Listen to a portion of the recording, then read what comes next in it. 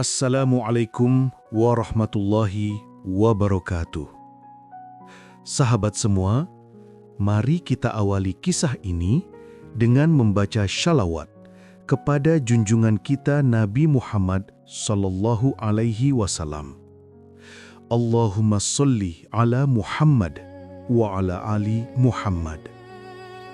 Sebelum mulai, jangan lupa untuk menekan tombol like, subscribe, dan bagikan video ini agar semakin banyak saudara kita yang bisa mengambil hikmah dari kisah ini.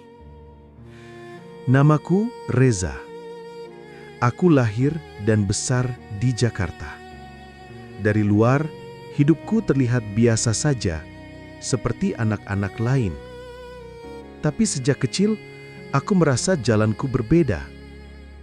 Ada sesuatu yang membuatku tidak sama dengan teman-temanku. Aku sering merasa bahwa ada sesuatu yang memanggilku. Sesuatu yang tidak bisa dijelaskan dengan kata-kata. Masa kecilku penuh dengan tawa dan kenakalan. Aku dikenal sebagai anak yang aktif, bahkan terlalu aktif. Guru-guruku seringkali merasa kesal karena aku selalu mencari perhatian dengan bercanda di kelas, membuat suasana jadi ramai, dan seolah tidak pernah bisa diam. "Reza, duduk yang tenang. Kamu selalu bikin ribut." Begitu kata guru-guruku hampir setiap hari. Tapi anehnya, setiap kali aku diberi hukuman untuk mengerjakan soal di papan tulis, aku bisa menjawab semuanya dengan benar. Kadang-kadang malah lebih cepat dari teman-temanku. Guru-guruku terkejut, murid-murid sekelas tertawa terpingkal-pingkal, dan aku sendiri hanya tersenyum nakal. Aku memang suka membuat orang tertawa. Tapi yang tidak banyak orang tahu, aku juga menyimpan sesuatu yang lain. Semua pelajaran di sekolah, menurutku, terlalu mudah. Matematika, IPA, IPS, bahasa Indonesia, bahasa Inggris, semuanya seperti teka-teki sederhana yang bisa kuselesaikan dengan cepat. Itulah sebabnya aku tidak pernah bersemangat untuk mengejar nilai tertinggi. Aku tidak tertarik menjadi juara kelas. Bagiku, ranking hanya angka dan pujian hanya suara. Aku tidak ingin hidupku diatur oleh itu semua. Setiap kali ujian akhir semester, aku sengaja tidak mengisi semua jawaban dengan benar. Aku sengaja membuat diriku terlihat biasa saja. Tidak pernah ada namaku di posisi pertama atau kedua. Biasanya aku berada di peringkat 5 besar, tapi tidak pernah lebih dari itu. Orang-orang mungkin heran, kenapa Reza yang pintar ini tidak pernah jadi juara kelas? Tapi aku tahu alasannya. Aku tidak suka dengan popularitas. Aku tidak suka menjadi pusat perhatian. Aku ingin hidup sederhana, tenang, tanpa ada orang yang terlalu banyak menyorotiku. Dan di antara semua teman-temanku, ada satu orang yang benar-benar memperhatikan sisi itu dariku. Namanya Widya. Widya adalah temanku sejak SD, dan kami sama-sama masuk SMP yang sama. Dia gadis yang cerdas, manis, dan lembut. Dari luar mungkin terlihat biasa, tapi bagiku ada sesuatu yang berbeda darinya.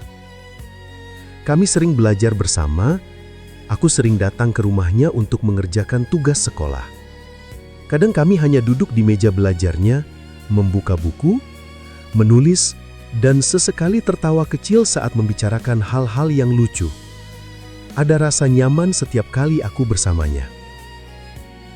Aku ingat satu momen yang tidak pernah kulupakan. Saat itu kami sedang mengerjakan PR matematika. Widya tampak kesulitan dengan sebuah soal pecahan. Dia menatap kertasnya dengan wajah bingung. Lalu dia menoleh kepadaku dan berkata, "Reza, kamu bisa bantu nggak? Aku pusing banget sama soal ini." Aku hanya tersenyum, mengambil pensil dari tangannya, lalu menuliskan jawabannya dengan cepat. Tidak butuh waktu 1 menit, dan soal itu selesai. Widya terdiam, lalu menatapku dengan kagum. "Reza, kenapa sih kamu nggak pernah jadi juara kelas? Kamu kan selalu bisa jawab semua soal dengan gampang." Aku terdiam sejenak, lalu aku hanya menjawab singkat, "Aku nggak suka dipuji, Wid. Aku cuma pengen hidup tenang aja." Dia menatapku lama, lalu tersenyum. Senyum yang entah kenapa membuat hatiku hangat. "Kamu itu aneh, Reza. Tapi, aku suka caramu berbeda." Kalimat itu sederhana tapi membekas di hatiku. Ada sesuatu yang bergetar di dalam dadaku. Saat itu, aku mulai menyadari bahwa aku dan Widya memiliki sesuatu yang lebih dari sekedar pertemanan. Hari-hari kami di SMP dipenuhi dengan kebersamaan, belajar bersama, tertawa bersama, bahkan kadang menangis bersama ketika ada masalah. Aku mulai merasakan sesuatu yang mungkin disebut cinta pertama. Tapi, aku tahu, hidup bukan hanya soal perasaan. Ada hal yang lebih besar menantiku. Di balik semua kenakalanku di sekolah, ada satu kebiasaan yang mungkin tidak banyak orang tahu. Aku suka duduk sendiri di kamar kecilku, membuka mushaf Al-Quran, dan membacanya perlahan.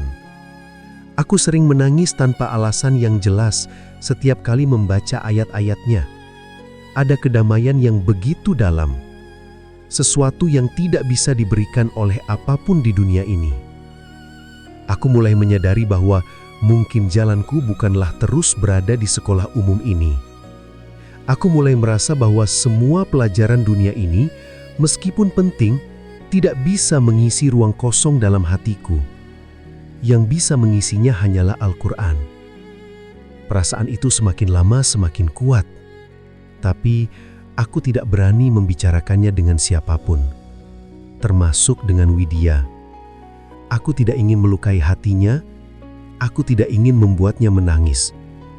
Tapi di dalam hati kecilku, aku tahu, suatu saat aku harus mengambil keputusan besar. Aku sering berenung sendirian. Aku membayangkan bagaimana jika aku benar-benar meninggalkan semua ini. Meninggalkan sekolah umum, meninggalkan semua teman-temanku, bahkan meninggalkan Widya untuk memilih jalan bersama Al-Quran. Pertanyaan itu terus bergema di dalam diriku. Dan setiap kali aku memandang Widya, hatiku terasa berat. Dia tidak pernah tahu pergulatan batin yang aku alami. Baginya aku mungkin hanya Reza yang jenaka, cerdas, dan selalu bisa membuatnya tertawa. Tapi aku tahu, aku harus bersiap untuk sebuah perpisahan. Hari-hari kami terus berjalan, SMP hampir usai, dan aku semakin yakin dengan tekadku. Tekad untuk memilih jalan yang mungkin dianggap aneh oleh banyak orang. Widya mungkin akan menangis, keluargaku mungkin akan marah, teman-temanku mungkin akan menganggapku gila. Tapi aku tahu inilah jalan yang harus kupilih. Aku tidak ingin hidupku hanya berisi angka-angka ranking, gelar atau status sosial.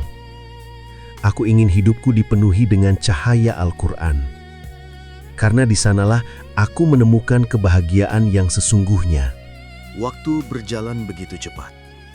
SMP hampir usai, dan aku semakin yakin bahwa hidupku harus mengambil jalan yang berbeda.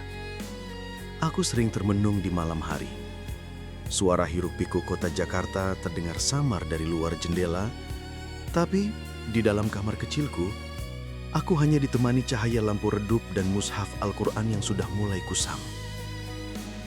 Setiap kali aku membuka lembar demi lembar, hatiku seperti dipeluk oleh ketenangan yang tak bisa diberikan oleh apapun di dunia ini.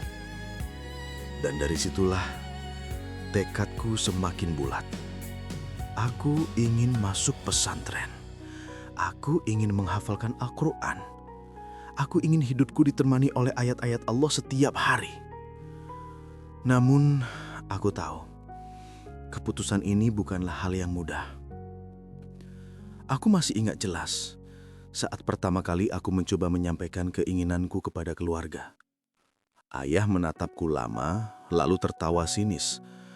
"Reza, kamu itu aneh. Anak-anak kampung aja cita-citanya ingin ke kota, kerja, sukses, jadi orang besar.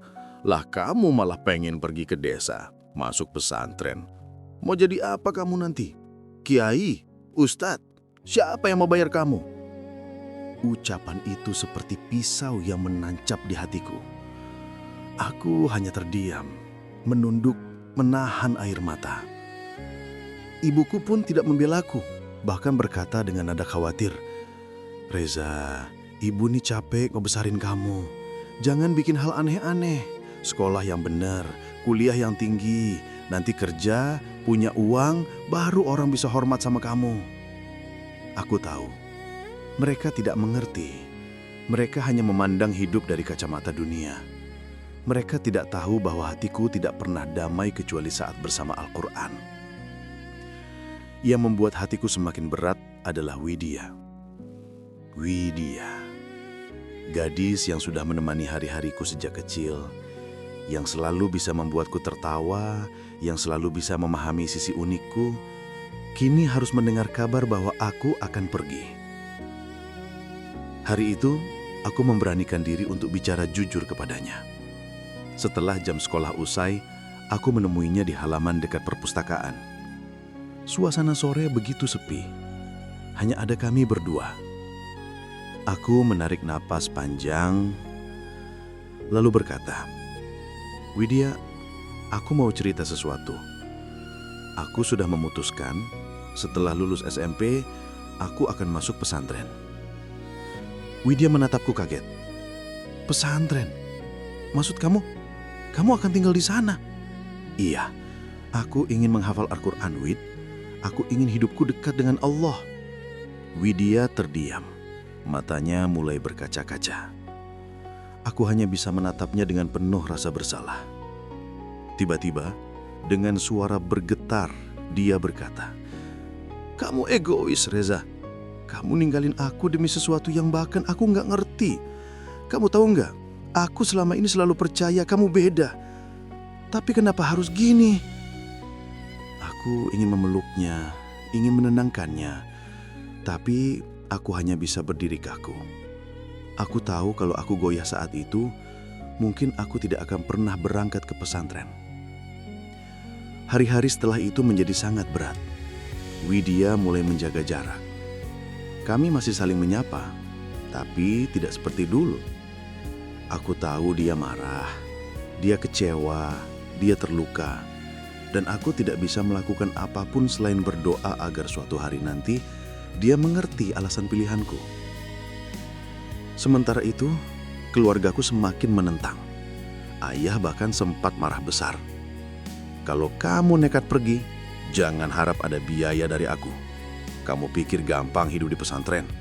Kamu itu masih kecil, kamu gak akan kuat."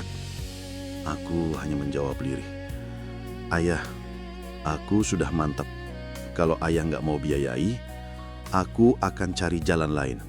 Yang penting, aku bisa belajar Quran." Entah dari mana kekuatan itu datang. Aku yang biasanya banyak bercanda, tiba-tiba bisa berbicara dengan penuh keyakinan.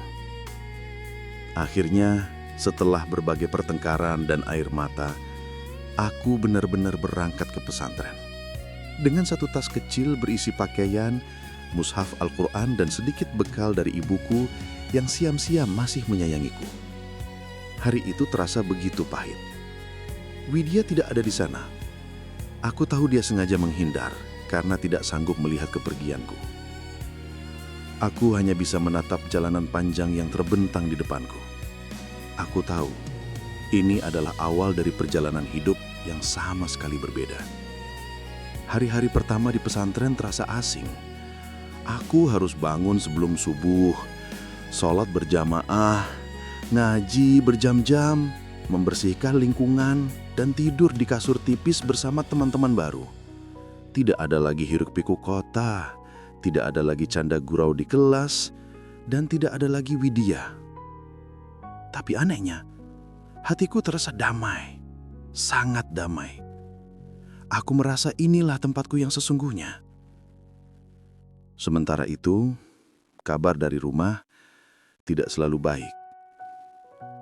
Kakakku Romi mulai terjerumus ke pergaulan kota yang kelam. Aku sering mendengar cerita bahwa dia mulai pulang larut malam, bergaul dengan teman-teman yang tidak jelas, dan bahkan mulai melupakan sholat. Ayah tidak pernah menegurnya, malah sering membelanya. Aku hanya bisa terdiam. Aku tidak ingin menambah masalah dengan banyak bercerita.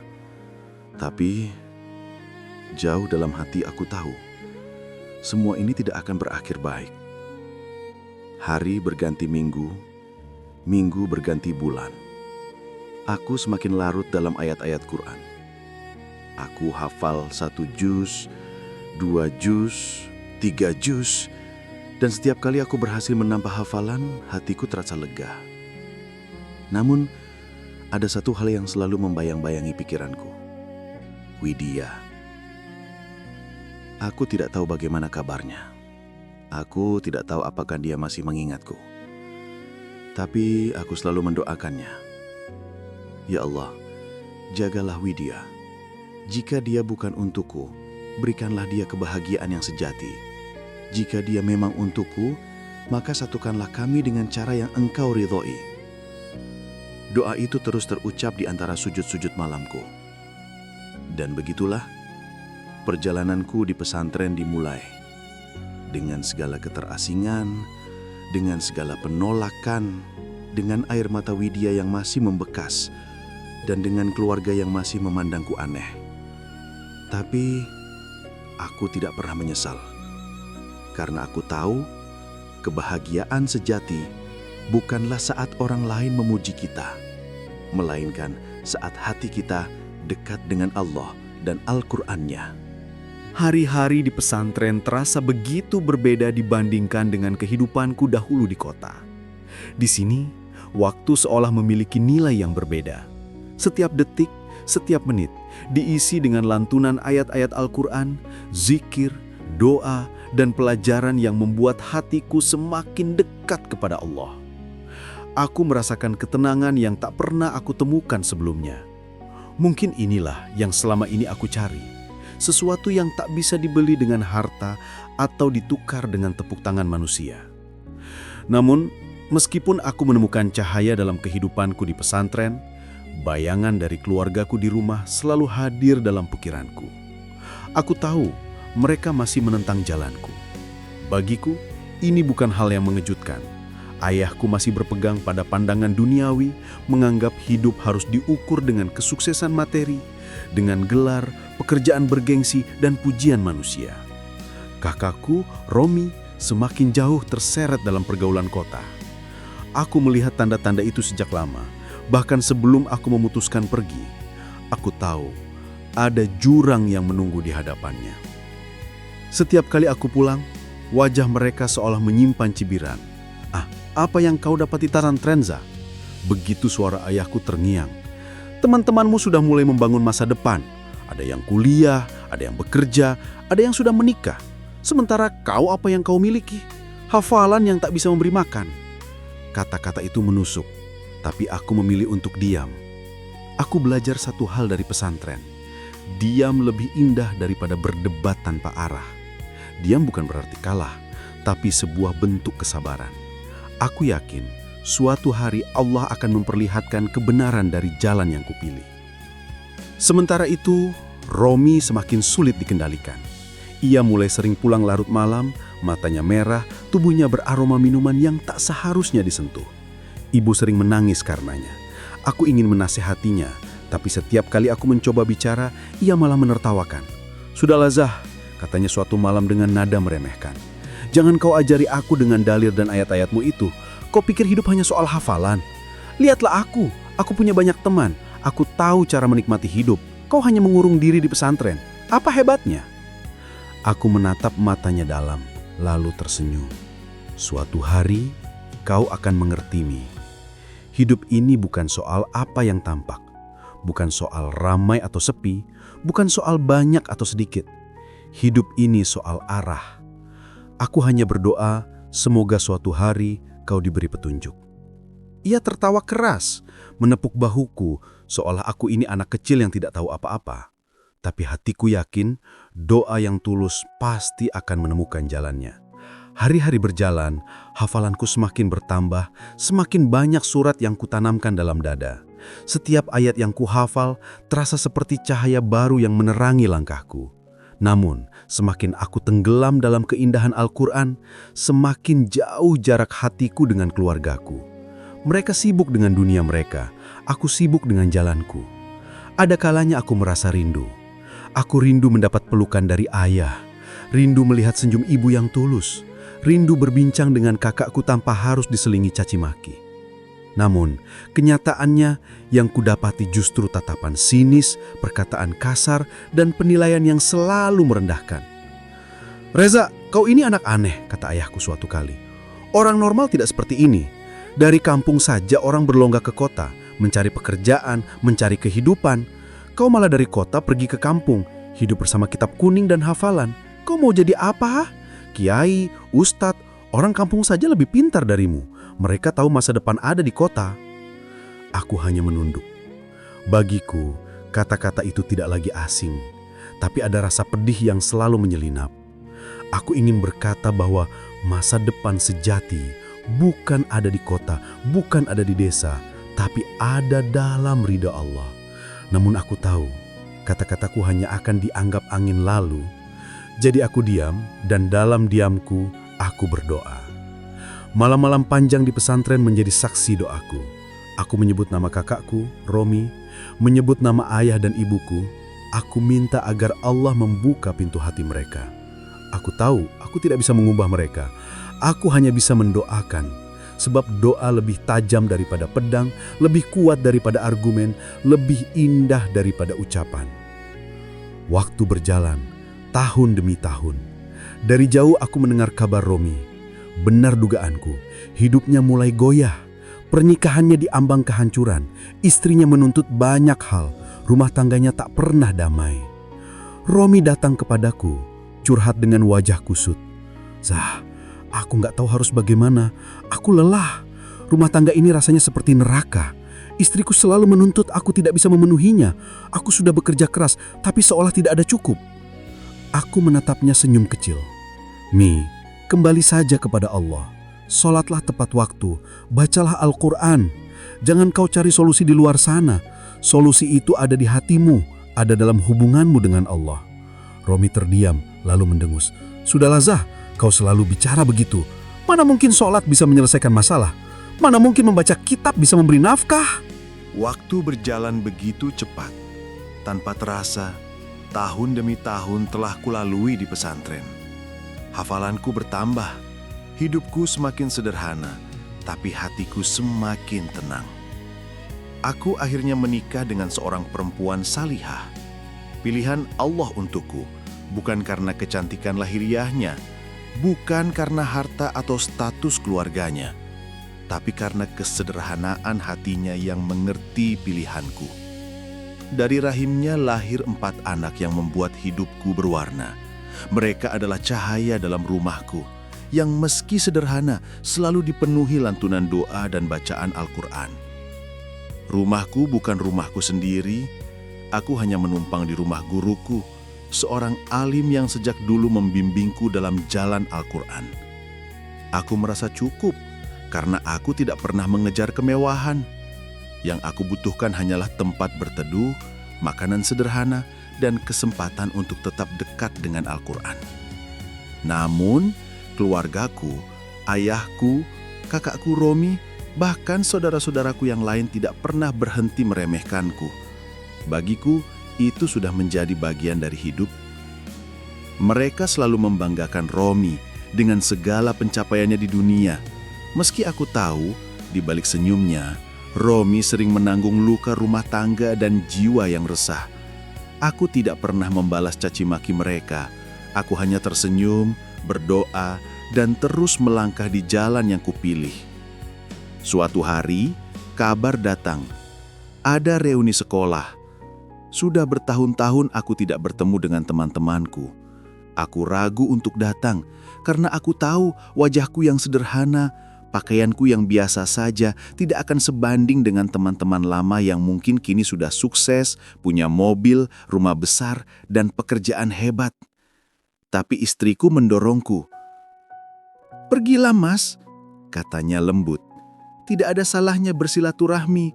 Mungkin ada hikmah yang Allah sisipkan di sana." Aku pun berangkat dengan hati yang campur aduk. Ketika aku sampai di tempat reuni, aku melihat wajah-wajah yang dulu akrab.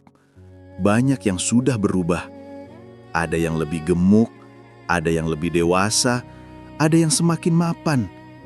Aku hanya tersenyum dan menyapa mereka satu persatu. Lalu mataku menangkap sosok yang sudah lama tak kulihat. Widya. Widya, gadis yang dulu menemaniku mengerjakan tugas-tugas SMP. Widya, gadis yang diam-diam membuat hatiku berdebar ketika remaja. Widya, gadis yang menangis ketika aku memutuskan pergi ke pesantren. Kini ia berdiri di hadapanku, masih dengan tatapan lembut yang sama, meski wajahnya sudah dihiasi kedewasaan seorang ibu dari 3 anak. "Reza!" suaranya bergetar. Aku hanya tersenyum. "Iya, Wid. Lama sekali ya." Dia menunduk sebentar, lalu tersenyum tipis. "Aku kira aku tidak akan pernah bertemu kamu lagi." Kami berbincang. Awalnya ringan, tentang sekolah, tentang teman-teman lama, tapi perlahan percakapan itu membawa kami pada kenangan masa lalu. Tentang tugas-tugas yang dulu selalu aku kerjakan dengan mudah, tentang tawanya ketika aku dipanggil guru ke depan kelas, tentang tangisnya di hari aku berpamitan pergi ke pesantren. Aku bisa melihat matanya mulai berkaca-kaca. "Kenapa, Zah? Kenapa dulu kamu tinggalkan aku begitu saja?" Aku terdiam. Ada luka lama yang terbuka kembali. Aku menarik nafas panjang. "Widya, aku tidak pernah bermaksud meninggalkanmu. Aku hanya memilih jalan yang menurutku benar, jalan yang tidak semua orang bisa mengerti." Dia menatapku tajam, lalu tiba-tiba meneteskan air mata. "Tapi kamu tidak tahu bagaimana rasanya ditinggalkan tanpa alasan. Kamu tidak tahu, Zah. Aku menunggumu, berharap kamu akan kembali." Aku ingin menjelaskan, tapi kata-kata seolah tertahan di tenggorokanku. Aku tahu apa yang kulakukan dulu benar, tapi aku juga tidak bisa memungkiri bahwa di balik pilihanku ada hati yang pernah kuabaikan. Kami siduk berdua di dalam mobil melanjutkan percakapan itu. Suasananya penuh emosi. Dia menangis, aku pun menunduk menahan perasaan yang tidak pernah tuntas. "Widya, aku mencintaimu sejak dulu, tapi cintaku kepada Al-Quran lebih besar. Aku tidak bisa menukarnya dengan apapun. Aku tidak bisa." Dia menutup wajahnya dengan tangan. "Aku tahu, Zah. Aku tahu. Tapi hatiku tetap sakit. Aku berharap kamu jujur sejak dulu agar aku bisa mengerti." Aku hanya bisa menatapnya dengan penuh penyesalan. Aku tahu perasaan ini tidak akan pernah benar-benar hilang. Tapi aku juga tahu, aku harus merelakannya. Sejak hari itu, kami berusaha menjaga jarak. Widya memilih untuk tidak lagi berkomunikasi denganku. Dia ingin menjaga rumah tangganya, menjaga hatinya sendiri. Aku pun menghormati keputusannya. Meski di dalam hati ada rasa kehilangan yang begitu dalam, aku belajar merelakan. Aku sadar Allah telah mentakdirkan jalan yang berbeda untuk kami. Aku dengan kehidupanku yang sederhana, Widya dengan rumah tangga dan anak-anaknya. Aku harus menerima bahwa cinta masa lalu hanyalah bagian dari perjalanan, bukan tujuan akhir. Dan meski hatiku perih, aku tetap tersenyum. Karena aku percaya Allah selalu punya rencana yang lebih indah dari yang bisa kupahami. Sejak reuni itu, pikiranku tidak pernah benar-benar tenang. Ada sesuatu yang terbuka kembali. Sesuatu yang sudah lama kupendam. Perasaan kepada Widya. Aku berusaha melupakannya, tapi wajahnya selalu muncul dalam sujud-sujudku, dalam zikirku, bahkan saat aku mengajar anak-anak di pesantren. Aku merasa seperti kembali menjadi remaja, dengan hati yang goyah. Tapi aku tahu, aku bukan remaja lagi. Aku seorang suami, seorang ayah, seorang santri yang sudah mengikat janji pada jalan Allah. Aku tidak boleh terperangkap dalam perasaan lama. Widya sendiri pernah menangis di hadapanku, berkata bahwa hatinya masih menyimpan luka. Katanya, dulu aku meninggalkannya tanpa kata yang jelas. Ia merasa dikhianati, meskipun aku tidak pernah berniat mengkhianati.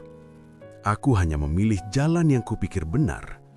Namun ternyata, pilihanku itu meninggalkan jejak sakit di hatinya. Aku bisa merasakan hatinya masih bergolak. Dia sudah berumah tangga, punya anak, tapi ada sesuatu yang kosong dalam hidupnya. Ia berkata kepadaku dengan suara bergetar, "Zah, aku merasa hidupku lengkap di mata orang, tapi kosong di hatiku. Aku selalu bertanya-tanya, apa yang salah? Aku hanya bisa menatapnya dengan iba. Aku tahu, aku tidak boleh mengisi kekosongan itu. Itu bukan tempatku lagi. Hatiku ingin mendekat, tapi imanku berkata untuk mundur." Di sisi lain, keluargaku masih sama. Mereka tetap memandang rendah kehidupanku. Romi, kakakku, kadang datang dengan cerita tentang bisnisnya, tentang istrinya yang menuntut ini dan itu, tentang rencana besar yang ingin ia wujudkan. Tapi dalam setiap ceritanya, ada keretakan yang selalu tampak. "Zah," katanya suatu malam, "aku iri kepadamu." "Iri? Kepadaku? Mi, apa yang bisa kau iri dari hidupku?" Dia menunduk. "Kau tenang, kau sederhana, kau tidak pusing dengan tuntutan orang lain. Sementara aku lelah. Istriku selalu menuntut rumah baru, mobil baru, pakaian mahal. Aku bekerja siang malam, tapi tetap dianggap kurang. Hatiku kosong, Zah. Aku merasa hidupku hanya berputar pada harta." Aku menatapnya lama, lalu berkata pelan, "Mi, mungkin ini waktunya kau kembali pada sholatmu, pada Qur'anmu. Dunia tidak akan pernah puas memberi. Kau bisa mengejar 1000 keinginan, tapi hatimu tetap kosong. Hanya Allah yang bisa mengisi kekosongan itu." Ia menghela napas panjang. "Kau selalu bicara begitu, tapi entah kenapa, kali ini aku mulai percaya." Aku tersenyum. Dalam hatiku, aku berdoa semoga benar kata-kata ini menembus hatinya. Sementara itu, ayahku masih saja keras kepala. Sejak ibu meninggal, ia menikah lagi dengan seorang perempuan muda, bahkan anak dari seorang kiai kampung. Ironis bukan? Dahulu ia melarangku ke pesantren. Katanya pesantren hanya untuk orang kampung. Tapi kini, ia sendiri justru hidup bersama putri seorang kiai. Perempuan itu pandai mengambil hati ayahku. Ia selalu meminta macam-macam, rumah, kendaraan, uang untuk sekolah keluarganya, bahkan ingin dibuatkan pesantren. Anehnya, ayah selalu menuruti. Dan aku, anak kandungnya yang sejak kecil berjuang dengan Quran, tetap dianggap beban. Aku tersenyum pahit melihat kenyataan itu, tapi aku tidak pernah menaruh dendam. Aku belajar dari Quran bahwa sabar adalah senjata, doa adalah kekuatan. Aku hanya berharap suatu hari ayahku akan menyadari bahwa kebahagiaan tidak ada pada memenuhi permintaan yang tak ada habisnya. Di tengah semua itu, pikiranku kembali pada Widya. Ia pernah menatapku dengan mata basah, berkata, "Reza, aku berharap dulu kau memilihku. Mungkin hidupku akan berbeda." Aku terdiam lama mendengar itu. Hatiku perih, tapi aku berkata pelan, "Wid, kita tidak boleh melawan takdir Allah. Jika aku memilihmu dulu, mungkin aku tidak akan seperti sekarang. Mungkin aku tidak akan menghafal Quran. Mungkin aku tidak akan menemukan ketenangan ini. Dan mungkin kau pun tidak akan menemukan dirimu yang sekarang." Dia menangis. Aku pun hampir menangis. Hari-hari setelah itu, aku memutuskan untuk menjaga jarak. Aku tahu, semakin lama aku dekat dengannya, semakin dalam luka yang akan terbuka. Aku tidak ingin merusak rumah tangganya, tidak ingin mengkhianati keluargaku sendiri. Cinta itu ada, aku akui. Tapi cinta itu harus aku kubur demi sesuatu yang lebih besar. Aku memilih ikhlas. Aku belajar bahwa mencintai bukan berarti memiliki. Kadang mencintai berarti mendoakan dari jauh, menjaga agar orang yang kita cintai tetap berada di jalan yang benar. Malam itu, dalam sujudku yang panjang, aku berdoa untuk Widya. Ya Allah, jagalah dia. Lindungi rumah tangganya. Jangan biarkan cintaku padanya menjadi fitnah. Jadikan ia wanita salihah yang Engkau ridhoi. Aku juga berdoa untuk ayahku, untuk Romi, untuk semua keluargaku yang masih belum mengerti pilihanku. Aku berdoa agar suatu hari mereka menyadari bahwa jalan hidup bukan hanya tentang dunia, bukan hanya tentang harta, bukan hanya tentang status sosial. Ada jalan yang lebih tinggi, jalan yang menuju ridhomu. Dan aku berdoa untuk diriku sendiri, agar aku kuat menahan godaan, kuat melawan perasaan, kuat menjaga amanah Al-Quran yang sudah Engkau titipkan di dalam dadaku. Aku tahu, jalanku masih panjang, masih banyak ujian yang menanti, tapi aku percaya, bersama kesulitan, selalu ada kemudahan. Dan bersama setiap luka, selalu ada hikmah. Hari-hari di pesantren tetap berjalan seperti biasa. Anak-anak santri menghafal ayat-ayat dengan penuh semangat. Suara mereka memenuhi udara pagi yang sejuk. Setiap kali mendengar bacaan mereka, hatiku seolah diisi ulang dengan energi baru. Tapi di balik semua itu, aku tahu badai sedang bergerak pelan di keluargaku sendiri. Romi, kakakku, semakin sering datang menemuiku. Dahulu ia jarang sekali berkunjung, bahkan lebih sering memandangku dengan sebelah mata. Tapi entah kenapa, belakangan ini wajahnya sering terlihat murung. Suatu sore, ia datang dengan pakaian yang rapi, tapi wajahnya kusut. "Zah, aku pusing," katanya langsung. Aku menatapnya. "Ada apa lagi, Mi?" Ia duduk di beranda pesantren, memandangi anak-anak santri kecil yang sedang bermain. Lalu ia berkata, "Aku tidak tahan dengan istriku. Tuntutannya tidak ada habisnya. Aku sudah belikan rumah mewah, mobil mewah, tapi tetap dianggap kurang. Dia bilang, aku tidak pernah bisa memberi kehidupan seperti yang ia impikan." Aku terdiam. Sudah sering aku mendengar keluhan yang sama, tapi kali ini nada suaranya lebih berat, seolah beban itu sudah terlalu lama ia pikul. "Za," lanjutnya, "aku bahkan mendengar gosip dia dekat dengan lelaki lain. Aku tidak tahu apakah itu benar, tapi pikiranku kacau. Aku bekerja mati-matian, tapi dia seolah tidak peduli." Aku menarik napas panjang. "Mi, ini ujianmu. Dunia memang tidak akan pernah cukup. Kau bisa mengejar harta tanpa henti, tapi kalau tidak ada syukur di hati, semuanya akan terasa kosong. Kau harus kembali pada Allah. Hanya Dia yang bisa memberi tenang." Dia memejamkan mata. "Aku iri melihatmu, Za. Kau hidup miskin, tapi wajahmu selalu tenang. Sementara aku hidup berkecukupan, tapi tidurku gelisah. Apa rahasianya?" Aku tersenyum kecil. "Tidak ada rahasia, Mi. Hanya satu. Aku belajar merasa cukup. Aku tahu aku tidak punya apa-apa, jadi aku bersandar pada Allah. Itu saja." Dia menunduk lama, lalu berkata lirih, "Aku ingin belajar darimu." Hatiku bergetar mendengar kata-kata itu. Mungkin inilah awal perubahan Romi. Sementara itu, ayahku tetap berada dalam dunianya sendiri. Istrinya yang baru, perempuan muda anak seorang kiai kampung, selalu menuntut banyak hal. Aneh rasanya, dulu ayahku sangat merendahkan kehidupan pesantren. Katanya, pesantren itu tempat orang-orang kampung, tidak ada masa depan. Tapi kini, ia justru terikat dengan keluarga pesantren karena pernikahan keduanya. Perempuan itu meminta rumah baru, kendaraan, biaya untuk keluarganya, bahkan mengusulkan agar ayah mendirikan pesantren sendiri, biar punya nama besar, katanya. Ayah yang dulu begitu keras kepala justru menuruti.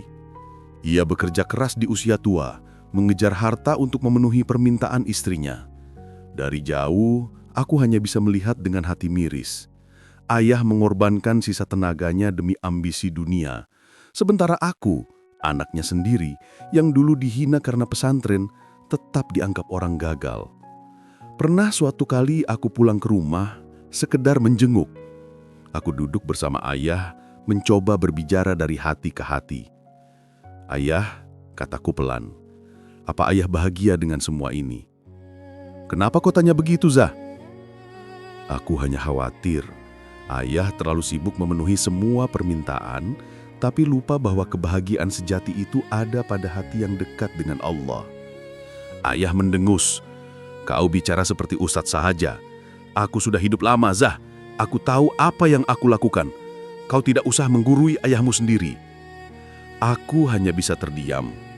Kata-kataku seolah tidak menembus hatinya. Malam itu aku pulang ke pesantren dengan hati berat. Aku sadar aku tidak bisa memaksa siapapun untuk berubah, bahkan ayahku sendiri. Yang bisa kulakukan hanyalah mendoakan. Di pesantren, aku kembali tenggelam dalam Quran. Setiap ayat terasa seperti penawar luka. Aku merenungkan firman Allah bahwa dunia ini hanyalah permainan dan senda gurau, sementara kehidupan akhiratlah yang kekal. Ayat-ayat itu meneguhkan hatiku, meski keluargaku sendiri tidak pernah memahami. Tapi aku percaya suatu hari mereka akan menyadari. Beberapa minggu kemudian, kabar buruk datang. Rumah tangga Romi benar-benar retak. Istrinya ketahuan berselingkuh dengan sopir mereka. Berita itu cepat menyebar di lingkungan perumahan elit tempat mereka tinggal. Harga diri Romi hancur, bisnisnya pun tergoncang. Ia datang kepadaku dalam keadaan lemah, wajahnya pucat, matanya sembab. "Zah, semua benar. Istriku berselingkuh. Aku tidak sanggup." Aku mendepuk bahunya. "Sabar, Mi. Ini bukan akhir hidupmu. Mungkin ini cara Allah menyadarkanmu bahwa dunia yang kau banggakan tidak pernah bisa memberi ketenangan." Dia menangis di pundakku. Untuk pertama kalinya dalam hidupku, aku melihat kakakku yang sombong itu luluh di hadapanku. Dan saat itu juga, aku sadar Allah memang maha membolak-balikan hati manusia. Sejak hari itu, Romi mulai sering ikut sholat berjamaah di pesantren. Ia belajar membaca Quran lagi, meski terbata-bata. Santri-santri kecil justru semangat membantunya. Aku melihat secercah cahaya baru dalam hidupnya. Sementara ayah masih terjebak dalam keras kepalanya. Tapi aku percaya, cepat atau lambat, Allah juga akan mengetuk hatinya. Aku hanya bisa berdoa, "Ya Allah, jangan palingkan hati mereka setelah Engkau beri cahaya. Bukakan pintu hidayah untuk keluargaku, sebagaimana Engkau telah memberi hidayah kepadaku." Aku masih ingat betul, di saat usiaku mulai matang, ayahku pun sudah masuk usia senja. Rambutnya memutih, tubuhnya tidak lagi segagah dulu. Tetapi anehnya, di tengah usia tuanya, ia justru dikelilingi oleh kemewahan. Rumah besar, mobil mewah, istri muda yang cantik, bahkan anak-anak kecil yang masih membutuhkan perhatiannya. Seolah dunia masih belum mau melepaskannya. Namun, di balik semua itu, aku sering menangkap raut wajah ayahku yang kosong. Senyumnya palsu, tawanya hambar, dan matanya sayu. Dulu ia selalu mengejek pilihanku untuk hidup sederhana, memilih pesantren, memilih Al-Quran. Tapi kini, aku melihat ayahku sering termenung sendirian di teras rumah, menatap langit sore seakan ada sesuatu yang hilang. Aku sering berkata dalam hati, "Ayah, inilah yang selama ini ingin ku beritahu. Dunia tidak akan pernah cukup. Kekayaan tidak akan pernah bisa menambal kehampaan hati. Hanya Allah yang bisa memberi kedamaian." Istri mudanya yang jauh lebih muda darinya, bukannya membawa ketenangan, malah semakin banyak menuntut. Minta rumah baru, minta bisnis, minta diumrohkan, minta anak-anaknya disekolahkan setinggi mungkin. Dan ayahku, entah karena gengsi atau rasa bersalah, selalu menuruti. Tapi semakin ia turuti, semakin besar tuntutan itu. Di tengah kesibukan duniawinya, ayah mulai sering sakit-sakitan. Nafasnya pendek, langkahnya pelan, tubuhnya lemah. Aku datang menjenguknya, meski sering disambut dengan dingin. Kadang hanya tatapan sinis, kadang kata-kata yang menusuk hati. Tapi aku tetap berkata, "Tidak apa-apa ayah, aku hanya ingin memastikan engkau baik-baik saja." Ada satu momen yang tak pernah kulupakan. Malam itu, setelah sholat Isya berjamaah di pesantren, aku pulang sebentar ke rumah orang tua. Ayah sedang duduk sendirian di ruang tamu. Lampu temaram, televisi menyala tanpa ia hiraukan. Aku masuk perlahan, memberi salam. Ayah menoleh. Matanya basah. Itu pertama kalinya aku melihat ayah menangus tanpa suara. "Reza, kenapa ya hidup ini rasanya kosong? Padahal semua orang bilang ayah sukses. Rumah ada, mobil ada, istri muda ada, anak-anak ayah berhasil. Tapi hati ini kosong." Aku terdiam, mencoba menahan air mata. Aku tahu inilah saatnya Allah sedang mengetuk hatinya. Perlahan aku duduk di sampingnya. "Ayah, itulah yang selama ini ingin ku beritahu. Dunia tidak akan pernah cukup. Kekayaan tidak akan pernah bisa menambal kehampaan hati. Hanya Allah yang bisa memberi kedamaian." Ayah menunduk, menutup wajahnya dengan kedua tangannya. Bahunya bergetar. Malam itu, aku tidak banyak bicara. Aku hanya menemaninya. Dan untuk pertama kalinya, aku melihat ayah yang dulu begitu keras kepala, kini luluh dalam kesepian. Sejak hari itu, perlahan ayah berubah. Ia mulai mau ikut ke masjid, meski hanya sebentar. Ia belajar wudhu dengan terbata-bata, sholat dengan gerakan yang kaku. Kadang ia salah membaca, kadang lupa rakaat. Tapi aku melihat ada cahaya yang mulai masuk ke dalam hatinya. Aku hanya bisa bersyukur. Ya Allah, akhirnya Engkau bukakan hati ayahku. Meski perubahannya tidak langsung besar, aku yakin ini adalah tanda.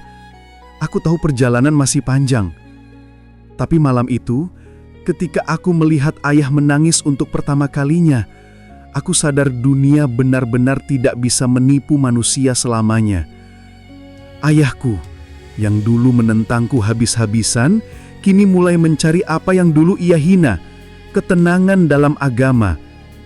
Dan aku, Reza, hanya bisa terus berdoa, "Ya Allah, ampuni ayahku, ampunilah kesalahannya, dan jadikan sisa hidupnya penuh dengan cahaya iman." Hidupku terus berjalan sederhana, berputar di sekeliling pesantren, keluargaku, dan Al-Quran. Aku tidak pernah berharap banyak dari dunia. Bagiku, cukuplah jika aku bisa terus menghafal, mengajar, dan menuntun anak-anakku agar tumbuh menjadi generasi yang mencintai agama. Namun Allah selalu punya cara yang tak terduga untuk menuliskan takdir seseorang. Dan jalan itu datang lewat seorang lelaki bernama Kusumo. Aku mengenalnya pertama kali di sebuah majelis kecil. Dari luar, ia tampak biasa saja.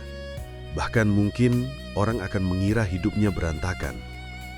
Tapi ketika aku duduk bersamanya, aku merasa seperti bercermin pada masa laluku.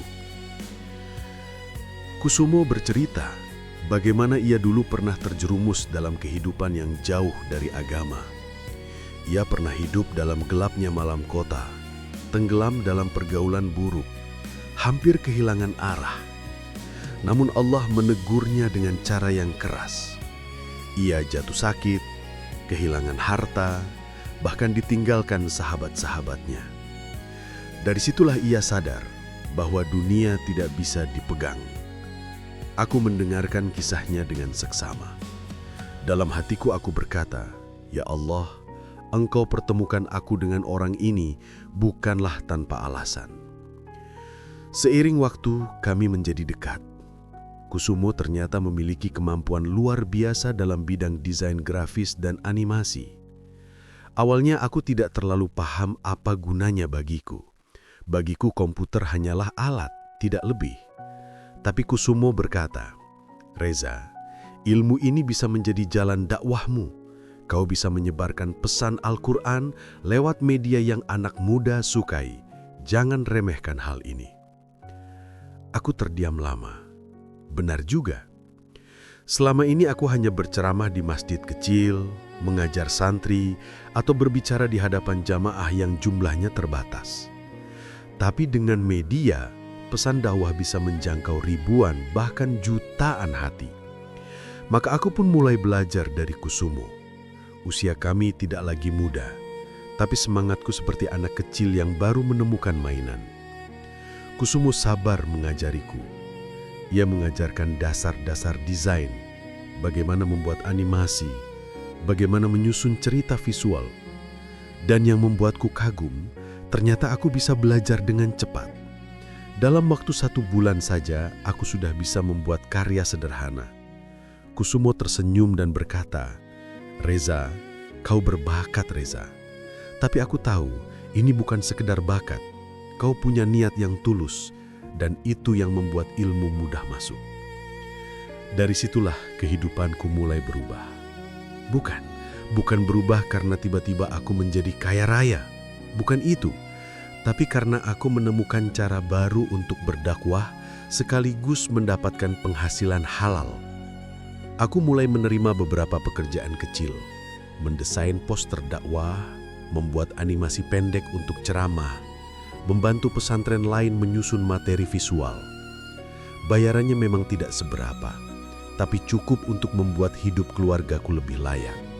Anak-anakku bisa makan lebih baik, istriku bisa membeli kebutuhan rumah tangga tanpa harus berhutang, dan aku tidak lagi merasa menjadi beban bagi siapapun. Tapi yang paling membahagiakan, aku bisa tetap menjaga prinsipku. Hidup sederhana, tidak silau pada dunia, dan tetap menjadikan Quran sebagai pusat hidupku. Kadang aku tersenyum sendiri. Dunia yang dulu ku kejar, justru ku abaikan. Kini saat aku tidak mengejarnya, Allah memberikannya lewat jalan yang tak pernah kuduga. Saudara-saudaraku, termasuk Romi, masih sering meremehkanku. Mereka berkata, Reza itu sekarang jadi tukang gambar, tukang desain, mana ada masa depannya?" Mereka tertawa, mengejek. Aku hanya tersenyum. Dalam hatiku aku berdoa, "Ya Allah, ampunilah mereka. Mereka belum mengerti bahwa rezeki itu bukan soal seberapa besar uang yang kau pegang, tapi seberapa besar ketenangan yang kau rasakan." Sementara itu, Kusumo semakin dekat denganku. Kami sering berdiskusi panjang tentang hidup. Ia berkata, "Reza, dulu aku pikir kebahagiaan ada pada pesta, harta, dan wanita, tapi aku salah besar. Kini aku menemukan ketenangan justru ketika aku duduk di hadapan layar komputer, membuat karya sambil mendengarkan lantunan Quran. Tahukah kau, siapa yang mengajarkanku semua itu? Kau, Reza. Karena melihat ketulusanmu, aku malu pada diriku sendiri." Aku terharu mendengarnya. Ternyata tanpa kusadari, aku pun menjadi wasilah hidayah bagi Kusumo, sama seperti ia menjadi wasilah rezeki bagiku. Hari demi hari, aku semakin yakin bahwa jalan Allah selalu indah, meskipun awalnya pahit. Dulu aku dianggap aneh, dipandang rendah bahkan oleh keluargaku sendiri. Tapi kini, sedikit demi sedikit, Allah menunjukkan bahwa tidak ada yang sia-sia. Hidupku memang masih sederhana. Aku tidak punya rumah mewah, mobil mewah, atau harta berlimpah. Aku masih tinggal di rumah kecil yang dulu dipinjamkan guruku. Tapi di rumah itu ada Quran, ada istri yang setia, ada anak-anak yang soleh dan solehah, ada doa yang terus terpanjatkan. Dan bagiku, itulah surga di dunia. Kadang aku merenung, mungkin inilah arti sebenarnya dari ayat. Barang siapa bertakwa kepada Allah, niscaya Dia akan memberikan jalan keluar dan memberinya rezeki dari arah yang tidak disangka-sangka. Ya, benar, aku merasakannya sendiri. Aku, Reza yang dulu dianggap gila karena memilih pesantren, kini justru merasakan kebahagiaan yang tidak bisa dibeli dengan apapun. Dan semua itu berawal dari Quran.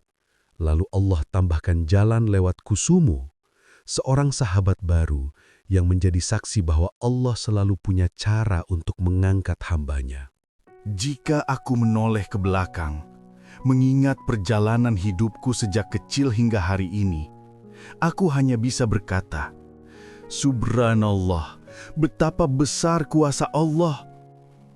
Dari anak yang dianggap aneh, yang ditolak keinginannya untuk belajar di pesantren, yang dicaci, dihina, bahkan dipandang sebelah mata oleh keluarga sendiri, aku justru menemukan kedamaian yang tak pernah mereka miliki. Dulu, aku sering bertanya pada diriku sendiri, mengapa aku berbeda? Mengapa aku tidak tertarik pada hiruk-pikuk dunia yang dikejar orang lain? Mengapa hatiku hanya tenang saat aku membuka mushaf, membaca ayat demi ayat, dan meneteskan air mata di hadapan Allah? Kini aku mengerti, itu semua bukan karena aku istimewa. Itu murni karena Allah memilih untuk menjaga hatiku. Dan aku tak pernah merasa lebih baik dari siapapun. Karena seandainya Allah biarkan aku, mungkin aku akan jatuh lebih parah daripada kakakku, Romi, atau bahkan ayahku. Saudara-saudaraku masih sering memandang rendah.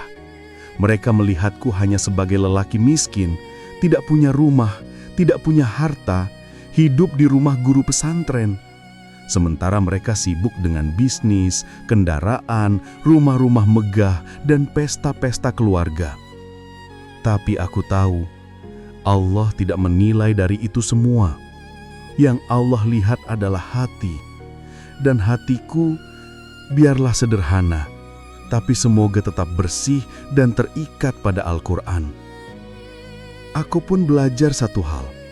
Tidak semua luka harus dibalas, tidak semua hinaan harus dijawab.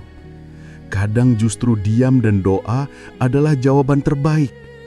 Itulah yang kulakukan setiap kali Romi mencaci, setiap kali kakak iparku meremehkan, setiap kali ayah menutup pintu rumahnya untukku.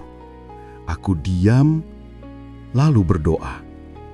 Dan doa itu tidak pernah sia-sia. Kini aku melihat ayah yang semakin rentah, mulai mencari jalan kembali kepada Allah. Aku melihat Romi yang akhirnya sedikit demi sedikit mendekat pada agama, meski caranya berbeda denganku. Aku melihat anak-anakku tumbuh dengan cinta kepada Quran. Itu semua adalah jawaban Allah atas doa-doa kecilku yang dulu mungkin dianggap remeh. Aku belajar, bahagia itu bukan soal apa yang kau genggam, tapi siapa yang selalu bersama hatimu. Jika Allah bersamamu, maka walaupun dunia menolakmu, kau tetap bahagia. Tapi jika Allah jauh darimu, maka sekalipun dunia bersujud di kakimu, hatimu tetap kosong. Aku, Reza yang dulu hanya ingin menghafal Quran, kini menemukan hikmah bahwa Al-Quran bukan hanya untuk dibaca, tapi untuk dijadikan cahaya dalam setiap langkah hidup. Saudaraku yang menonton kisah ini, mungkin engkau pun sedang menghadapi ujian. Mungkin engkau sedang diremehkan, mungkin engkau dianggap tidak punya masa depan hanya karena pilihanmu berbeda. Jangan takut, jangan gelisah. Jika hatimu bersama Allah, jika langkahmu bersama Quran, maka engkau tidak pernah sendirian. Ingatlah, dunia ini sementara. Rumah besar, mobil mewah, jabatan tinggi, semuanya akan hilang ketika nafas terakhir datang. Tapi satu hal yang tidak pernah hilang adalah cahaya iman yang engkau bawa ke hadapan Allah. Itulah sebenar-benar bekal. Aku tidak menyesal pernah dianggap gila. Aku tidak menyesal meninggalkan popularitas, kenyamanan dunia, atau bahkan cintaku pada Widya yang harus kukubur dalam-dalam. Karena aku tahu Allah selalu menyiapkan ganti yang lebih indah, meski bukan dalam bentuk duniawi. Dan hari ini, jika aku boleh berpesan kepada kalian semua, jagalah hati kalian. Jangan biarkan dunia yang fana ini menipu. Jangan ukur kesuksesan hanya dengan materi. Ukurlah dengan ketenangan jiwa, dengan dekatnya kita pada Allah, dengan seberapa sering kita menangis di hadapannya. Aku berdoa, semoga ayahku yang tersisa usianya sedikit bisa wafat dalam keadaan husnul khotimah. Semoga kakakku Romi bisa istiqomah dalam perjalanannya. Semoga istriku, anak-anakku dan keturunanku selalu menjadi penjaga Quran. Dan aku juga berdoa untuk kalian semua yang mendengarkan kisahku ini. Semoga Allah jadikan hidupmu penuh berkah, hatimu tenang, keluargamu sakinah, dan akhir hidupmu penuh cahaya iman. Saudaraku, jangan lupa untuk selalu membaca sholawat kepada Nabi Muhammad SAW, karena dengan bersolawat, hati kita menjadi lembut, hidup kita diberkahi, dan doa kita lebih mudah diijabah.